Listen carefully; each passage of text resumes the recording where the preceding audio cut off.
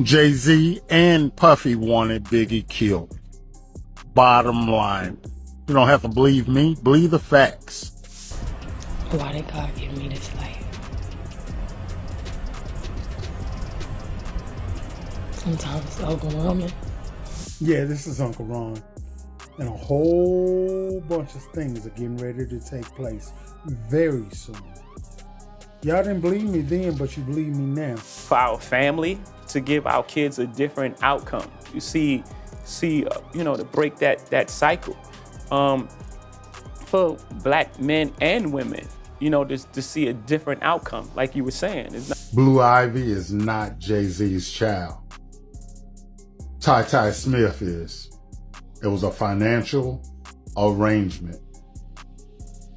And it worked out for them. So, do y'all remember Uncle Ron, Beyoncé's former bodyguard who mysteriously died right after exposing what she and Jay Z were getting up to? Well, the feds finally wrapped up their investigation into his death, and it looks like Jay Z and Beyonce might be going to prison sooner than we think. Not only did Uncle Ron spill major tea about them, but he also exposed their links to Diddy, and even accused Jay Z and Diddy of plotting Biggie's death. I mean, the rumors about Diddy having something to do with it have always been a thing, so that wasn't really surprising. But Jay Z? Now that's what really has people shook.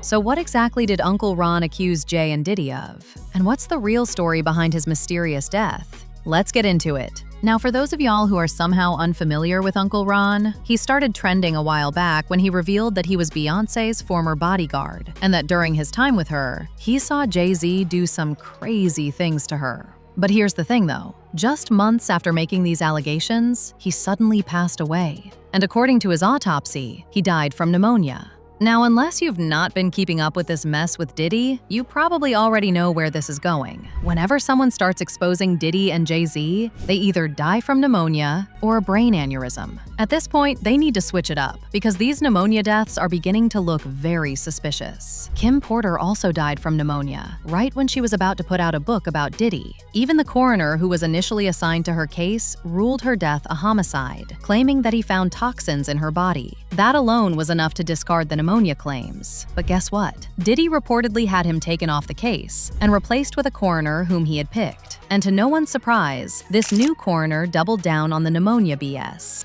Kim died from pneumonia, but there's the first coroner's report that said that she died.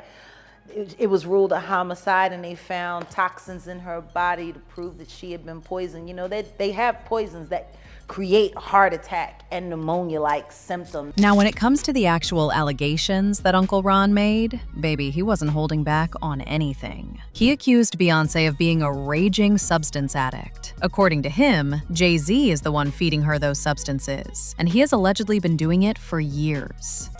Hardly nobody knows. But I'll say it, man. Yeah, Beyonce's on drugs. She's been on them for a long time, and you keep her that way.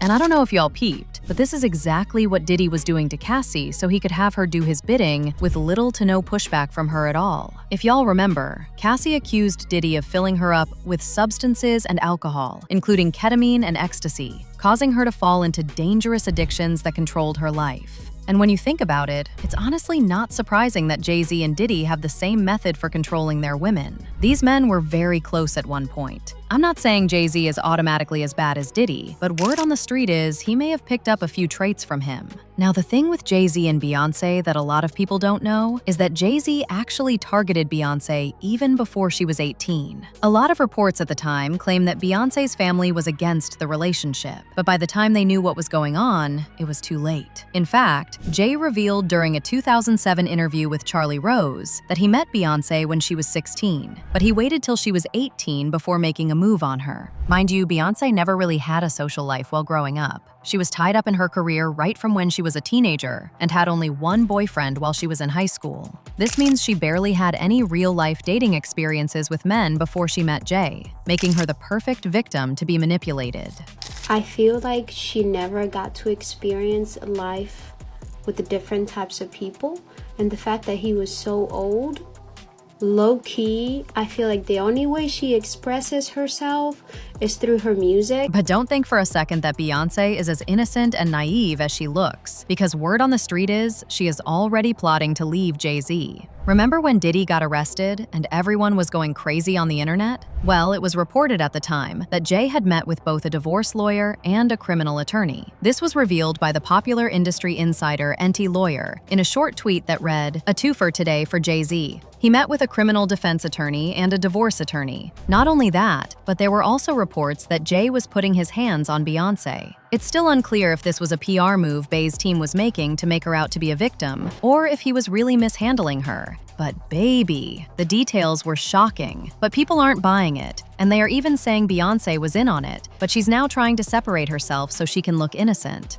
For example, not too long ago, DaBaby did an interview with Shannon Sharpe, in which he hinted at having a freak-off with Jay Z and Diddy. Beyonce, I was at a party at Diddy crib in LA. This was the beginning of 2020. You know what I mean? Diddy had put everybody else out the crib, like the influx of people he had put him out. But he had took a liking to me in particular around the time, man. It was really, you know what I mean, like putting his arm around me. Right. So he had put majority of the people out, but he allowed me to stay in there. Me and, you know, maybe about 15 others, you know. Right. Jay Z and Beyonce being, you know, two of the other 15 people in the room. So that'll just put into perspective of the type of company I was in right. at the moment, you know. And she came over and introduced herself to me like as if she had to. Right. Beyonce, cut it out. But I'm a big fan of your work, you know what I'm saying? Whoop de whoop, and that was just dope. That was dope as hell to me, man. That was. The source who spilled this tea claims to be Bey's ex-assistant, and they revealed this during a now-deleted interview with Media Takeout. The assistant said, "Seems that for a while he's had a problem with keeping his hands to himself. Now, I've never seen him just flat out strike B, but too many times have I seen him shove and push her. At first, I thought that it was just a little horseplay thing between the two. But once I saw how embarrassed B was to be manhandled in front of me in Saint-Tropez, I realized that it was no joke. I've been Beyoncé's assistant and friend for a while now, and I've always wanted to say something, but I never felt it was my place. He treats Beyoncé like she's an object and not a person. She's afraid of the same fate. That's why she's quietly making moves, setting up her escape, and ensuring that when she finally disappears, she won't be forced to come back. I'm just saying, if she suddenly cancels shows or starts spending more time overseas, just know, it's not just for fun. Believe what you want, but when it all comes out, remember this post." Baby, Jay Z better buckle up, because those walks are closing in on him fast. As usual, people had their thoughts, like this person who said, "His murder means he was telling the truth." Another person said, "Uncle Ron got a beating and ended up in the hospital a little while back after videos on them. He made a video from his hospital bed." But now, I want to know your thoughts. What do you really think Jay Z and Beyonce had something to do with Uncle Ron's death? And do you believe the allegations that Uncle Ron made before he died? Let me know your thoughts in the comment section below. And don't forget to click here to watch this other very messy video.